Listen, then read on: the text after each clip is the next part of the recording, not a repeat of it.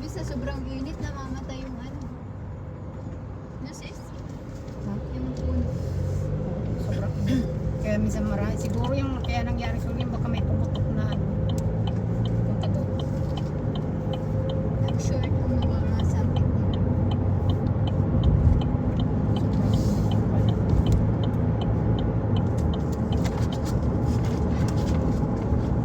init pala. Hindi naagapan lahat na. Hindi naagapan sa batang umaga. Umaga eh. Pritulog pa mga tao. Buti na tama ba? Wala kasi mga tao. Wala pa talaga. Baka naman talaga. Pero sa mga sinasadya.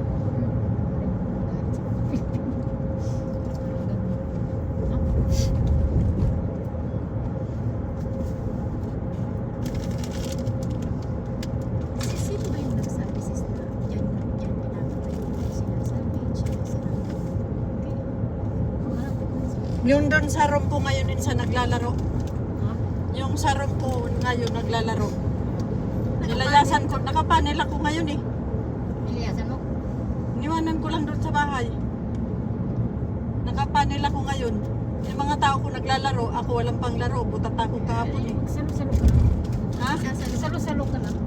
Sabi, alam naman nila kasi matagal naman akong laging noon pa kasi nagsasalo naman sila. Ngayon nagbabawi sila sa akin. Margaret. Sarap naman. Sarawa. Tikman mo yung pandesal ni Adalia. Kakain pa rin ng kanin. Maya-maya. Wala kasing tubig. Ay, ang tawag ito. Maganda yan minsan sa kape. Sawa-sawa. Tapos magprito ka ng itlog. Yung binating itlog. Palamanan mo, masarap. Walang yata yan. Hindi nga yung nagawa namin. Isang sawa-sawa. Susunod, gagawa ko ulit. Hanggang sa ma-perfect. Madali lang magluto basta may lulutuin na. Ang mga sakit ka na isin yung YouTube. Pagkaan sa YouTube. Basta pa pala ka.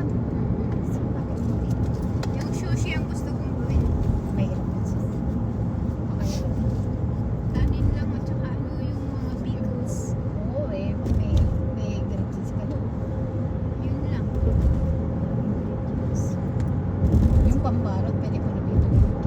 Mayroon natin nabibili yun. Pero masarap at tikman ko rin. Masarap yun.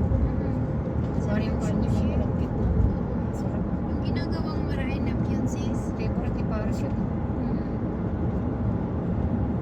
Pero mahal yun. Isang braso lang yun yata. Wala. Sa Danube. Sa Danube yan siguro may ito. Sa mga supermarket na. Malaki talaga ang Danube sis. No? Maluwag. Ano mga branch lang yan. Pinakamalaking ganobsis niya dyan sa Al Salamon. Al Salamon.